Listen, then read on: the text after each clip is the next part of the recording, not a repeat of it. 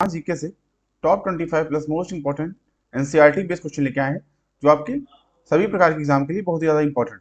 I hope आप लोग अच्छे होंगे। स्वागत है आपका श्रेष्ठ एजू एक्सप्रेस में। चलते हैं सीधे पहले क्वेश्चन को। वीडियो अच्छा लगे वीडियो को लाइक करिएगा, अपने दोस्तों में शेयर करिएगा। पहला क्वेश्चन देखिए क्या कर रहा है।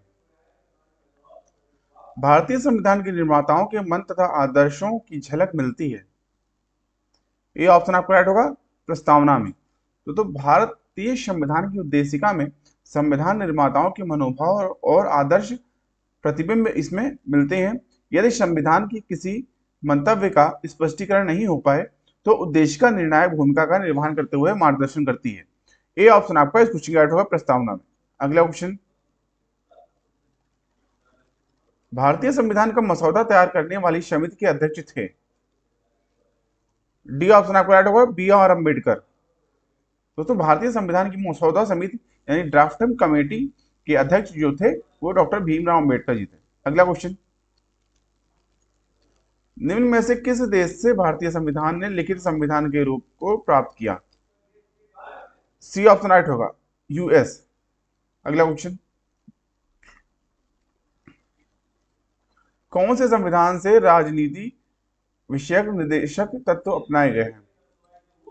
सी ऑप्शन आपका राइट होगा, राइट होगा। ठीक है, आयरिश संविधान यानी आयरलैंड के संविधान से। अगला क्वेश्चन, भारत के संविधान में मौलिक अधिकार। ए ऑप्शन आपका राइट होगा मूल संविधान के हिस्सा थे। तो मौलिक अधिकार भारत का संविधान में 6 मौलिक अधिकार प्रदान किए गए हैं, जिसमें पहला आपका आता है समता का अधिकार, दूसरा स्वतंत्रता का अधिकार, तीसरा शोषण के विरुद्ध अधिकार, चौथा आपका धर्म की स्वतंत्रता का अधिकार, पांचवा आपका आता है संस्कृति और शिक्षा संबंधी अधिकार, और छठा जो होता है संवैधानिक उपचारों का अधिकार। ठीक है, इस प्रकार 6 मौलिक अधिकार इसमें दिए रखे हैं। ये ऑप्शन आपका राइट होगा मूल संविधान का हिस्सा थे। अगला क्वेश्चन, भारत में संपत्ति के अधिकार को अब माना जाता है। बी ऑप्शन आपका राइट होगा एक कानूनी अधिकार। तो संविधान लागू होने के समय संपत्ति का अधिकार जो था वो मौलिक अधिकार था, लेकिन 44वें संविधान संशोधन के द्वारा 1979 संविधान संशोधन के द्वारा 1979 में अनुच्छेद 31 तथा 19 फा में परिवर्तन करके इसे मौलिक अधिकार से हटाकर इसमें अनुच्छेद 300 आ यानी के तहत कानूनी अधिकार में परिवर्तित कर दिया गया। किसके तहत? 300 आ के तहत।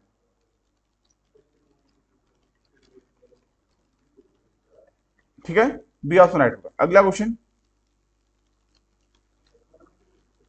भारत के संविधान में संवैधानिक उपचार का अधिकार निम्नलिखित में से किस अनुच्छेद में दिया गया है।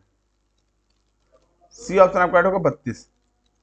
तो अनुच्छेद 32 संवैधानिक उपचार का अधिकार प्रदान करता है, जिसका अर्थ है कि एक व्यक्ति को अपने मौलिक अधिकारों की रक्षा के लिए सर्वोच्च न्यायालय और उच्च न्यायालयों में भी जाने का अधिकार है। सी ऑप्शन आपका राइट होगा अनुच्छेद 32। अगला क्वेश्चन, जनता पार्टी के शासनकाल के दौरान भारत के राष्ट्रपति थे। बी ऑप्शन आपका राइट होगा एन संजीव रेड्डी यानी नीलम संजीव रेड्डी। अगला क्वेश्चन, निम्नलिखित में से वह व्यक्ति कौन है जो प्रधानमंत्री के रूप में नियुक्त के समय राज्यसभा का या की सदस्य था या थी। बी ऑप्शन आपका होगा श्रीमती इंदिरा गांधी। अगला क्वेश्चन,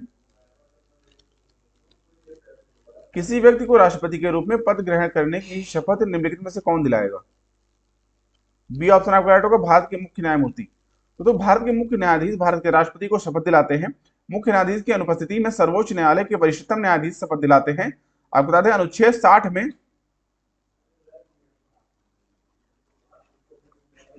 60 में राष्ट्रपति द्वारा शपथ या पुष्टि की जाती है। राष्ट्रपति का कार्यकाल जो होता है वो 5 वर्षों का होता है। बी ऑप्शन राइट होगा। अगला क्वेश्चन, भारत का राष्ट्रपति है। ए ऑप्शन आपका राइट होगा राज्य का अध्यक्ष। अगला क्वेश्चन, जब राष्ट्रपति को संवैधानिक संशोधन बिल भेजा जाता है तब वे, डी ऑप्शन आपका राइट होगा अपनी सहमति देने के लिए बाध्य हैं। तो भारतीय संविधान के अनुच्छेद 111 अनुच्छेद 111 के अनुसार जब कोई संवैधानिक संशोधन विधेयक संसद द्वारा पारित होने के बाद राष्ट्रपति के समक्ष प्रस्तुत किया जाता है तो राष्ट्रपति को सहमति देनी ही होती है और उसके पास विधेयक को अस्वीकार करने की शक्ति नहीं होती है। ठीक है, इस जवाब से डी ऑप्शन आपका राइट होगा। अगला क्वेश्चन, राज्यसभा के 1/3 सदस्यों के निवृत्त होने की अवधि क्या है? बी ऑप्शन आपका राइट होगा, प्रति 2 वर्ष। तो राज्यसभा एक स्थायी निकाय है जिसे उच्च सदन कहते हैं तथा इसे भंग नहीं किया जा सकता, तथापि इसके 1/3 सदस्य प्रत्येक दूसरे वर्ष सेवानिवृत्त होते हैं, आप बता दें, तथा उन्हें नए निर्वाचित सदस्यों द्वारा प्रतिस्थापित किया जाता है।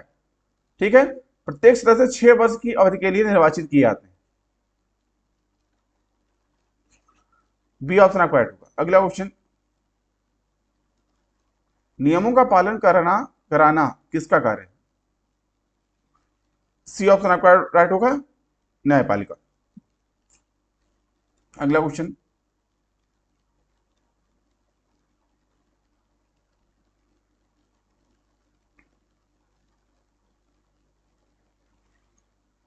राज्य में जिला न्यायाधीशों की नियुक्ति किनके द्वारा की जाती है? इस क्वेश्चन के लिए आपका सी ऑप्शन राइट होगा, राज्यपाल। अगला क्वेश्चन, मध्य प्रदेश उच्च न्यायालय की पीठ स्थित है? डी ऑप्शन आपका राइट होगा, जबलपुर। अगला क्वेश्चन, निम्नलिखित में से किस राज्य में द्विसदनात्मक विधानमंडल है? सी ऑप्शन आपका राइट होगा, महाराष्ट्र। तो बिहार, जम्मू और कश्मीर, कर्नाटक, महाराष्ट्र और उत्तर प्रदेश में 2 सदन हैं जिन्हें विधान परिषद और विधानसभा के रूप में जाना जाता है। कहां कहां? बिहार, जम्मू और कश्मीर, कर्नाटक, महाराष्ट्र और उत्तर प्रदेश। इस हिसाब से सी ऑप्शन आपका राइट होगा। अगला क्वेश्चन,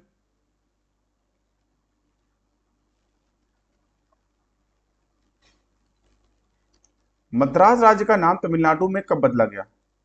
सी ऑप्शन आपका राइट होगा, 1969 यानी 1969 में। तो 1969 में राज्य का नाम बदलकर तमिलनाडु कर दिया गया जिसका अर्थ होता है तमिल देश। ठीक है, सी ऑप्शन आपका राइट होगा। अगला क्वेश्चन, किस समिति अथवा आयोग के ने केंद्र और राज्य संबंध की जांच की? सी ऑप्शन आपका राइट होगा, सरकारिया आयोग। तो सरकारिया आयोग 1983 में भारत की केंद्र सरकार द्वारा स्थापित किया गया था। आपको बता दें, इसकी अध्यक्षता न्यायमूर्ति राजेंद्र सिंह सरकारिया ने की थी और यह केंद्र और राज्य के बीच संतुलन की जांच करने के लिए स्थापित किया गया था। आपको बता दें, यह भारत के संविधान के ढांचे में बदलाव और झुकाव के साथ साथ उनके संबंधों की भी जांच करता है। सी ऑप्शन आपका राइट होगा, सरकारिया आयोग।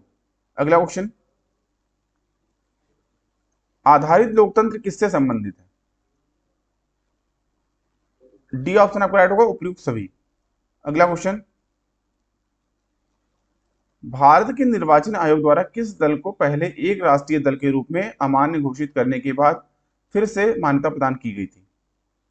बी ऑप्शन आपका राइट होगा, भारत का साम्यवादी दल मार्क्सवादी। ठीक है, अगला क्वेश्चन, एक व्यक्ति एक से अधिक निर्वाचन क्षेत्रों से चुनाव नहीं लड़ सकता, 2 से अधिक निर्वाचन चुनाव क्षेत्रों से चुनाव नहीं लड़ सकता, 3 से अधिक निर्वाचन क्षेत्रों से चुनाव लड़ सकता या 4 से अधिक। इस क्वेश्चन के लिए आपका बी ऑप्शन राइट होगा, 2 से अधिक निर्वाचन क्षेत्रों से चुनाव नहीं लड़ सकता। अगला क्वेश्चन, त्रिस्तरीय पंचायती राज व्यवस्था के शीर्ष पर क्या है? सी ऑप्शन आपका राइट होगा, जिला परिषद। तो त्रिस्तरीय राज पंचायती राज व्यवस्था में ग्राम पंचायत जो ग्राम स्तर पर, पंचायत समिति जो मध्यवर्ती स्तर पर और जिला परिषद यानी जिला स्तर पर। इस हिसाब से सबसे ऊपर जो है जिला परिषद शीर्ष पर। अगला क्वेश्चन,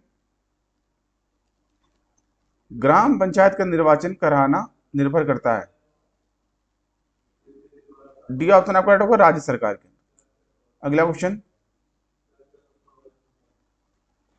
निम्नलिखित में से कौन सा संविधान संशोधन अधिनियम प्रारंभिक शिक्षा के मूल अधिकार के रूप में होने से संबंधित है? सी ऑप्शन आपका राइट होगा, 86वां संविधान संशोधन अधिनियम। तो भारत का संविधान 86वां संशोधन अधिनियम 2002 नया अनुच्छेद जिसमें 21A के साथ शिक्षा के अधिकार से संबंधित है, इसमें राज्य को 6 से लेकर 14 वर्ष तक के सभी बच्चों को निःशुल्क तथा अनिवार्य शिक्षा उपलब्ध करानी होगी या संबंधित राज्य द्वारा निर्धारित कानून के तहत होगी। सी ऑप्शन आपका ऐड होगा। अगला क्वेश्चन और हमेशा की तरह आज का प्रश्न आपके लिए, निम्नलिखित में से किस अनुच्छेद की कार्य प्रणाली के अंतर्गत भारतीय संविधान में संशोधन किया जा सकता है? अनुच्छेद 368, अनुच्छेद 345, अनुच्छेद 351 या अनुच्छेद 333? इस क्वेश्चन का जवाब आपको ज्यादा से ज्यादा संख्या में कमेंट बॉक्स में देना है। अभी के लिए इतना ही। आई होप आपको वीडियो अच्छा लगा होगा। वीडियो अच्छा लगा दोस्तों, वीडियो को लाइक करिए, अपने दोस्तों में शेयर करिए, चैनल को सब्सक्राइब करना ना भूलें, जिससे चैनल पर आने वाले इंपॉर्टेंट वीडियो की नोटिफिकेशन आपको टाइमली मिलते रहे। अभी की वीडियो को देखने के लिए धन्यवाद। मिलते हैं दोस्तों नेक्स्ट वीडियो में, तब तक के लिए थैंक यू। जय हिंद।